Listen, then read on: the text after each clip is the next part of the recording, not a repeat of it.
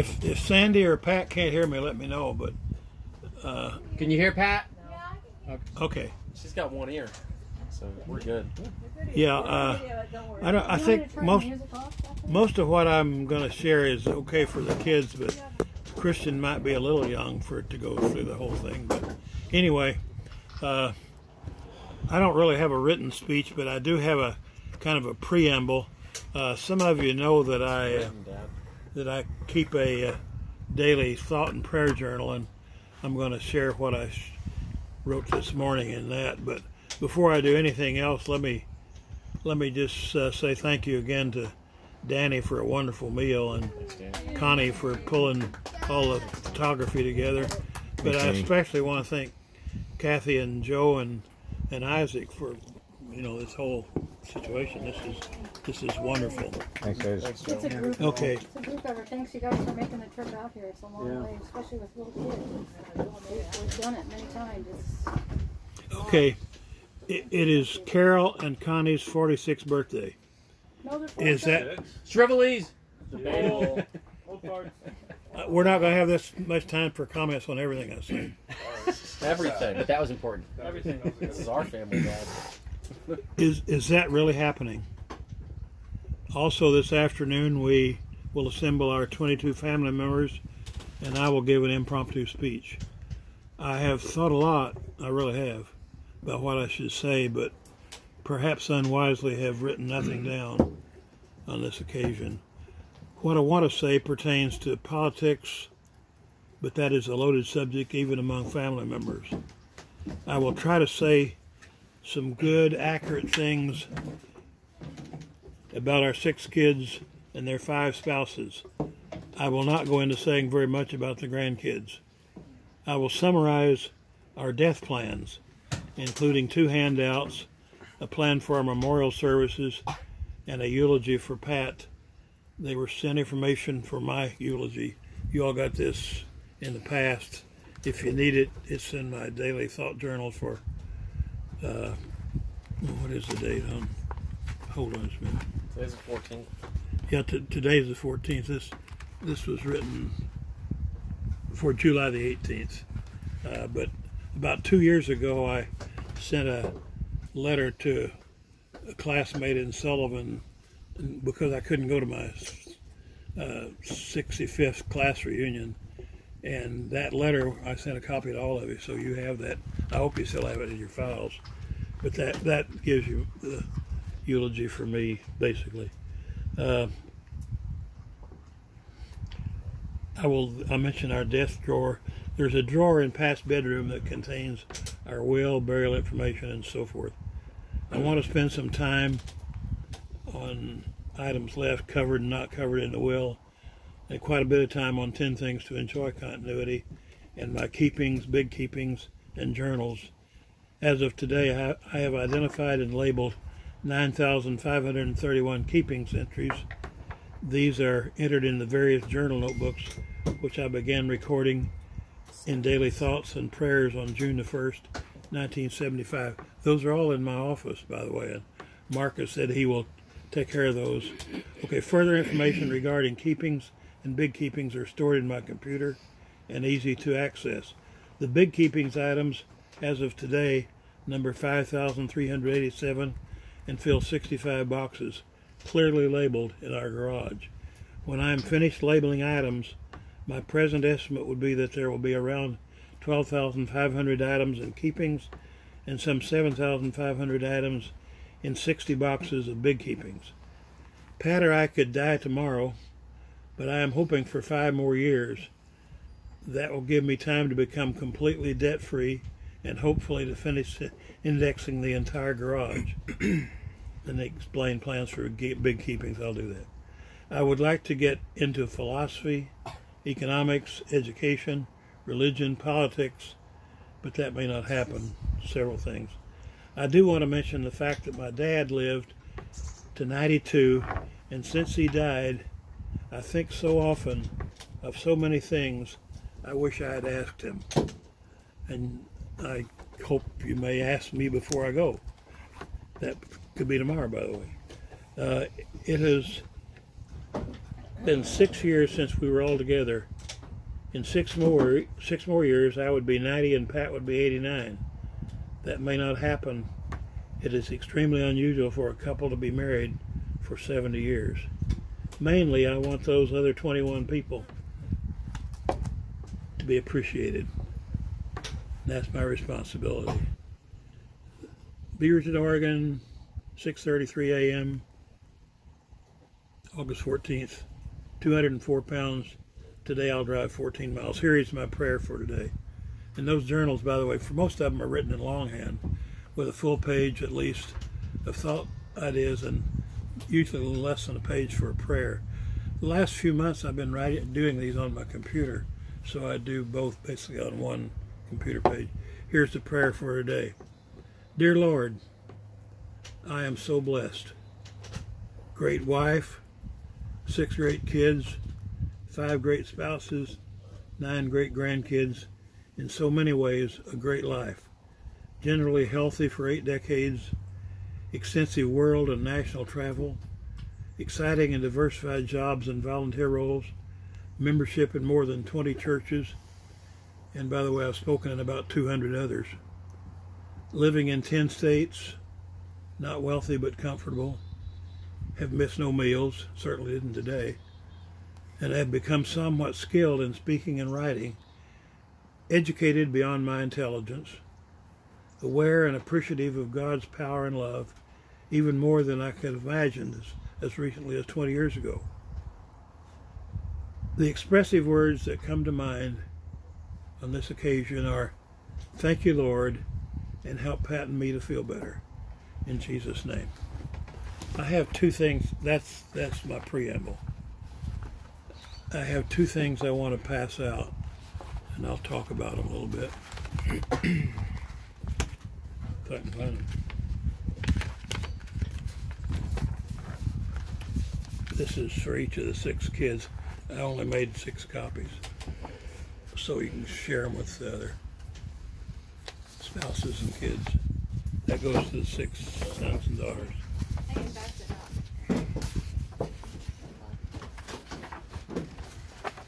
And then I have 6 other items that are called, they're Pat's eulogy, which I wrote about 3 weeks ago. By the way, Pat and I met, here, these go to the 6 kids. Pat and I met with the 3 ministers that we have picked for our memorial services a couple of weeks ago, and so let me walk down. Maybe you can share them so other people can also see. But this is the memorial service directions. Carol and Connie and Kathy have been wanting me to do this for a few years, and I think this is a bit unfair because when Pat's parents and my parents died, it was up to us to take care of these things. But nonetheless, we've handled it. The location of memorial service, Orenco Presbyterian Church in Hillsboro. Burial location, and those plots are purchased, and the headstones are purchased. Valley Memorial Park Cemetery, Hillsboro, Oregon. And by the way, Connie and Carol were with me when I made those arrangements. In parentheses, no open caskets. By the way, if Pat or I die tomorrow, you won't see us. So you never know when you're meeting with us alive. It may be the last time you'll see us, because we don't really plan to have an open casket. And the funeral service has been directed to take our bodies and bury them. We've bought caskets and we have fairly good vaults for them, but open caskets, no graveside service, and burial as soon as possible following death. Because of distances, memorial services will be delayed until all 6 children can attend. This is as of July 2021. 2 live in Virginia, 1 is in Canada. I've talked to Christy. I don't think there's anybody else in the family that's a soloist. She's not down here, but she knows about this. And she has agreed to be the soloist for both of our memorial services. And this may be kind of old-fashioned, but I am kind of old. We don't want any guitars, drums, or keyboards, Piano is okay, organ preferred. And Chrissy will have to figure out the accompanist. If we wait long enough, Caitlin Marie may be able to accompany, but if it's the next 5 years, that's not likely. But there's many pianists in our church. I picked out 3 hymns: Face to Face, It Is Well With My Soul, and Did You Think to Pray. Pat picked out 3 hymns: Jesus Loves Me, What a Friend We Have in Jesus, and No Never Alone. The scriptures to be used for my memorial service are John 14. He knows this, but he can start anywhere and end anywhere. But that starts, in my Father's house are many mansions. If it were not so, I would have told you. Pat picked out John 3:16. You all know that verse, I hope. The lead ministers for our 2 services is Mark Rainey, who's the pastor at Orenco. There's a second minister. In my case, it's Rick Gardner. I don't think anybody here probably knows Rick Gardner, but he was a missionary with Wycliffe Bible Translators for about 20 years in Nigeria, and then he came back to Portland and started an organization called Christ in Me. I can't remember right now, but he was the one foreign missionary that our church in Oloa sponsored before we closed, and he's a good friend. He's a member at Cedar Mill Bible Church, but has a doctorate from Western Conservative Baptist Seminary. The assistant for Pat is Rachel Stamble, who's the other pastor at Cooper Mountain, or at Orenco. And then I didn't put a name here, but I'd like to ask somebody else from the Hillsborough Rotary Club to participate also. Can you still hear me down at the other end? Yes. Okay. This second page, I won't read it all, but it's a I guess I would call it a eulogy for Pat. I had that one for me, but I didn't have one for her, so I wrote this down, like I say, 3 or 4 weeks ago, and it pretty well covers the highlights of her life.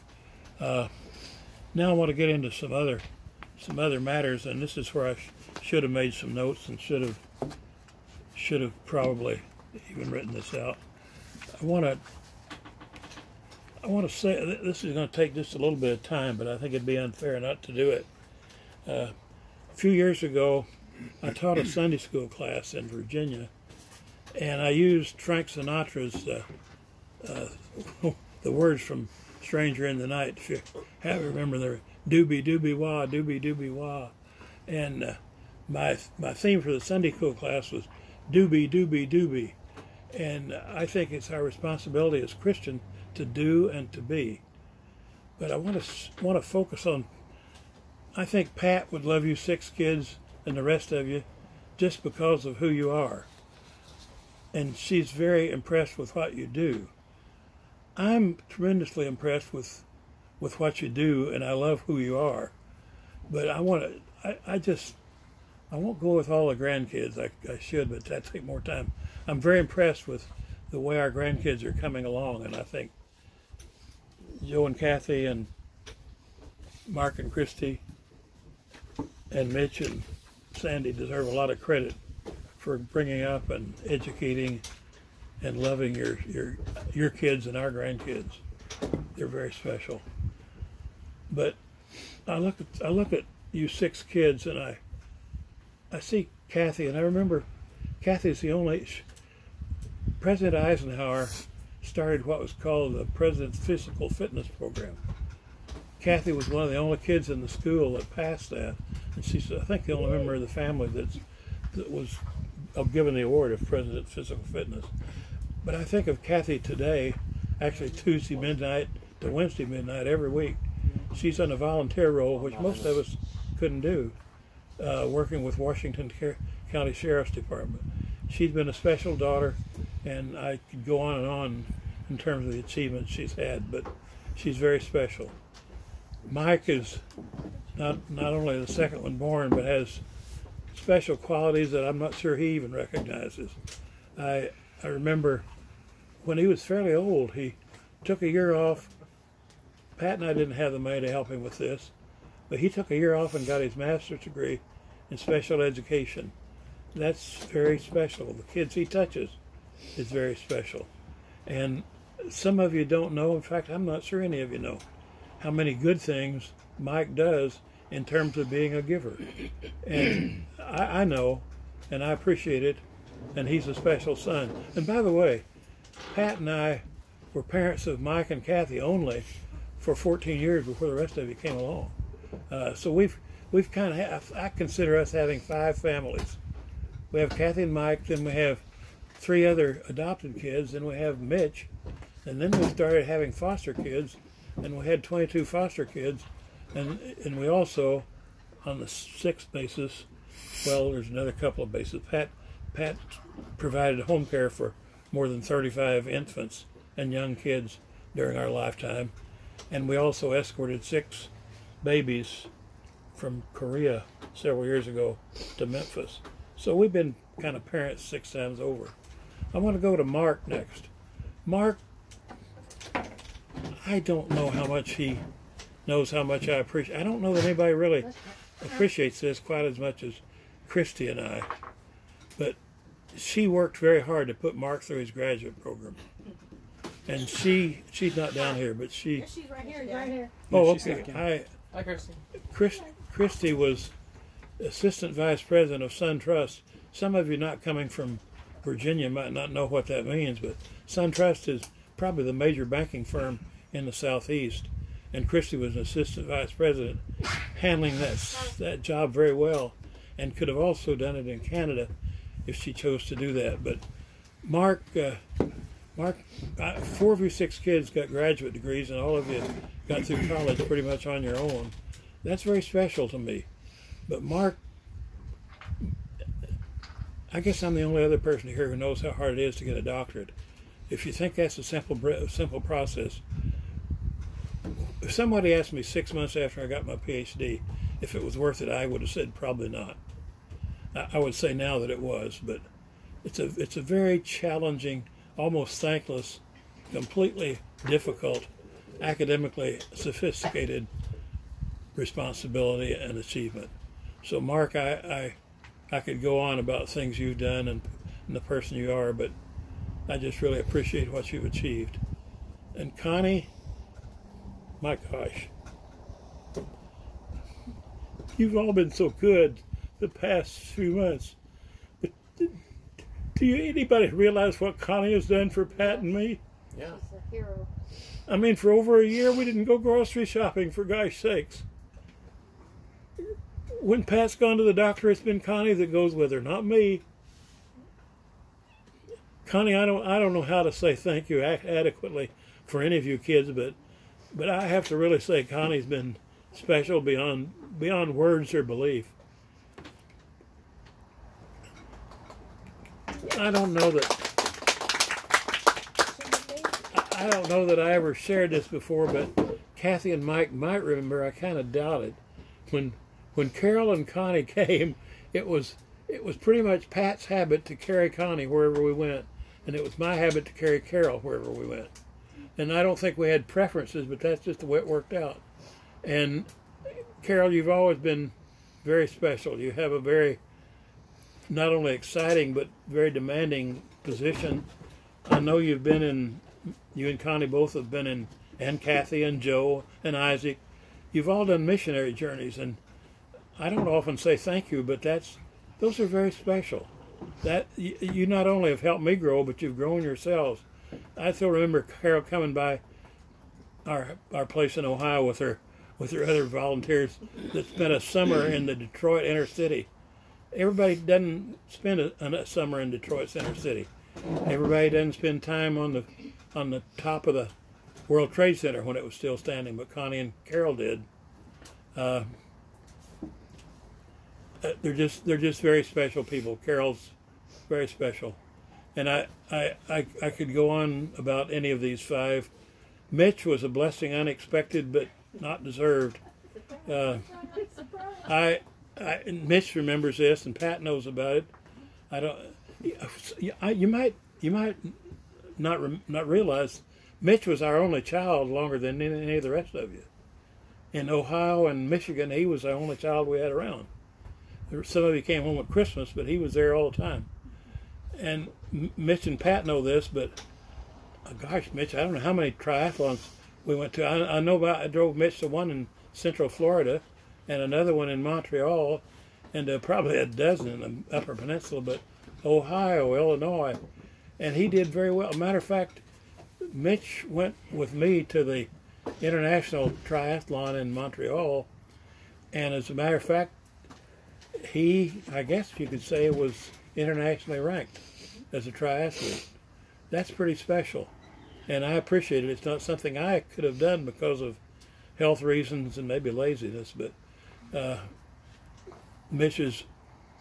he was such a blessing. I think God gave all of you to us, but it kind of a special gift when Mitch came along. I don't want to quit right now because you 5 spouses, I really look at you as our kids. And Joe has been over 30 years now, but 37, 38. well, I was going to say, Kathy, it's been 30 years that I've really loved him. Oh. Which 30 years were Not those? the last year. Not the last 8. No, Joe is, he's a great son-in-law, and he's been a great husband for Kathy and a great parent. But Joe has a real estate license. He has a pilot's license.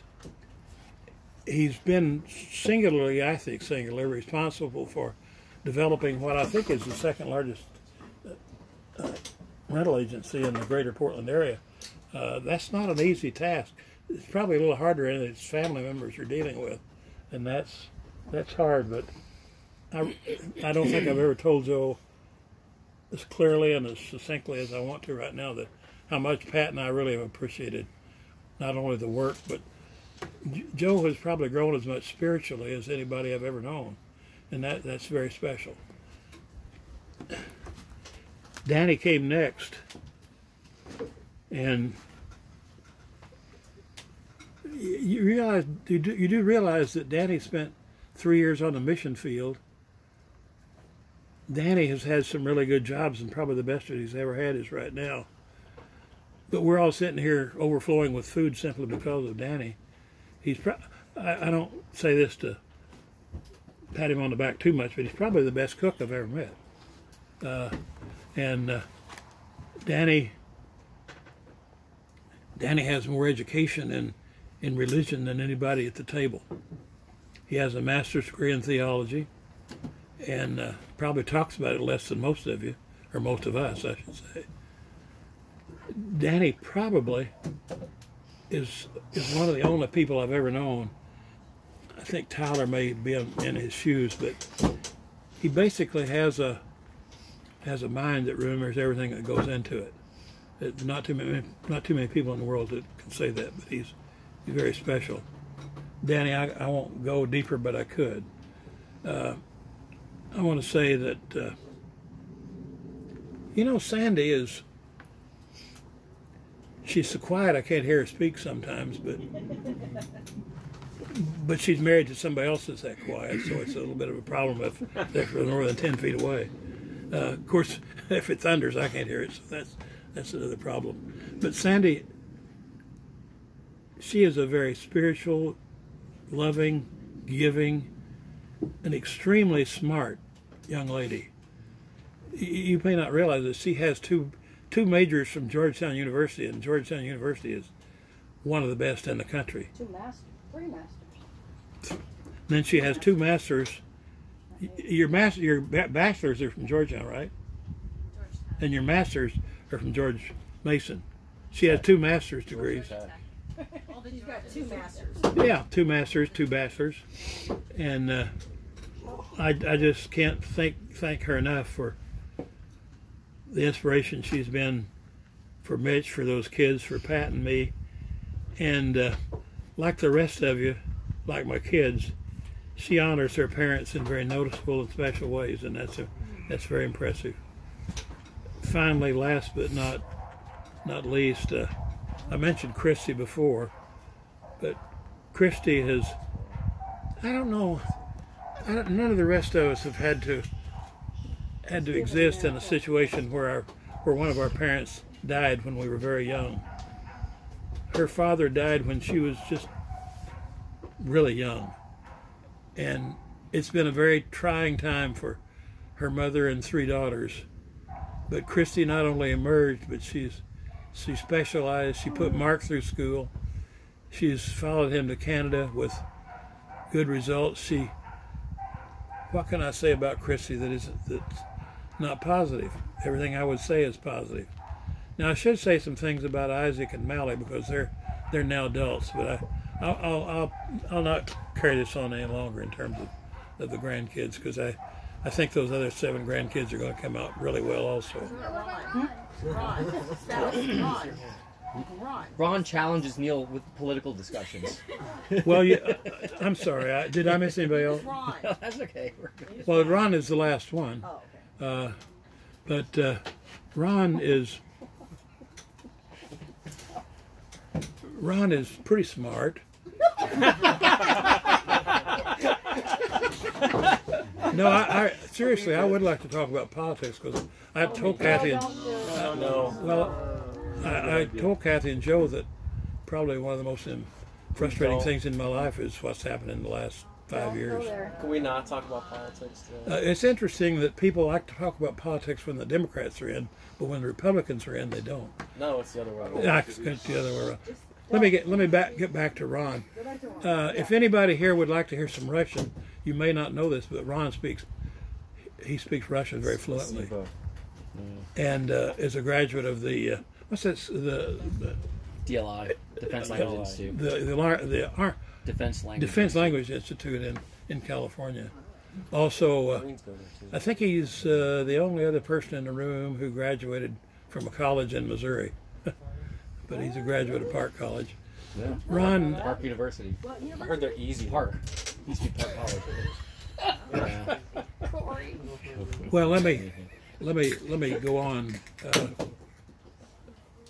Ron has had major responsibilities in Afghanistan, Australia. I don't even know where all, but he's retired military, retired security, and still doing service for the country. And I'd be honest if I did, agreed with several people here politically, and yet that's in some ways that's not near as important as agreeing spiritually. 4 of you are in church every Sunday, and I wish the other 2 were.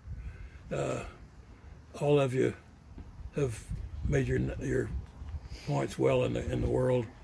And Pat and I don't deserve everything we've been given by you kids. And Ron, I especially appreciate what you've done for Carol. And actually what you do for all of us. Ron and Carol have really kind of embarrassed Pat and me by they send so much food, so many flowers, so much other stuff. My gosh, Carol even bought me new set of sheets this week. After 400 years. No. Well, a new sarcophagus? The others weren't worn out. I just turned them over when they got there. Like you do you need underwear too? Probably have to. No, that reminds me of a joke during the Second World War. You were alive back then? I sure was, as a matter of fact. Yes, I was. I remember it pretty well, too well, actually. I was 36, Dad, I remember. I was born in 36. The war was 41 to 45.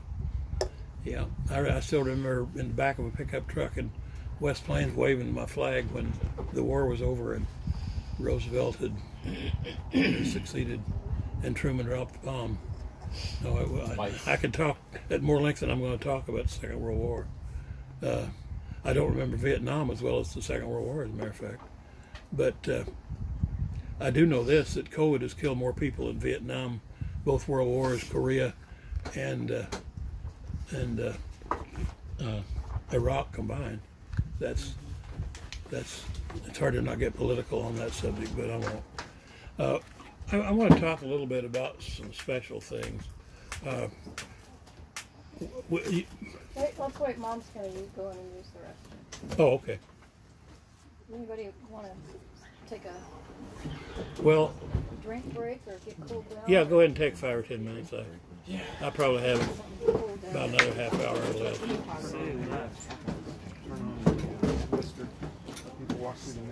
Yeah, red button. Sister. All right, it's recording.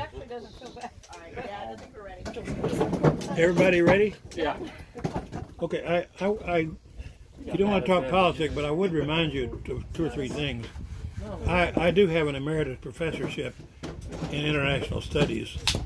I do have a doctorate in race relations, and I was president of a college for 8 years. I'm not really a dunce when and by the way, one other thing on politics. I've been registered as a Democrat in 8 different states for over 70 years. This year is the first time I've voted for a Democratic president since 1996. I'm sorry. And I'm probably as conservative as anybody at the table. Sometimes you may not realize it. I'm 84 years old. I've never tasted beer in my life. I've never been to a movie on Sunday. I've read the Bible through many times. I'm right now reading the New Testament through in 14 different translations. And probably half the books I read are Christian related. And I read my age every year. So I'm not really a dunce in these areas. And by the way, if you really wanted to mark my politics, I'm among about 2% of the people who are torn between being a liberal Republican and a conservative Democrat. My heroes in politics are Mark Hatfield and Harry Truman. And I think there's still some really wonderful Republicans that I have voted for over the last 20 years. And I think there's also some wonderful Democrats. And I'm still not ashamed to be a Democrat because of some things that I see the Republican Party wedded to that are just stupid. Anyway, the thing I want to talk about, 3 or 4 things. One is our will. And before we made out that will, we asked people what they wanted from our possessions. And I've been very concerned because I've been involved with situations in both Pat's family and my family on an extended basis where when someone died, there became disagreements between family members. I have a clock in my office, which I've been wanting Mike to take for 5 years. If he doesn't do it pretty soon, I either want Kathy or Connie to take it. But I don't want the clock to be resold. That's a very special clock. It was made by my uncle, and Kathy and Mike are the only ones that really knew Uncle Curran.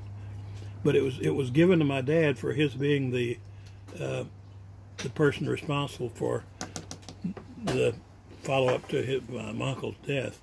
So it's kind of special. And I have a cousin that quit speaking to me because he didn't get the clock. And I've never been to the point where I wanted to just give it to him because there was no reason for him to. The clock was my dad's, and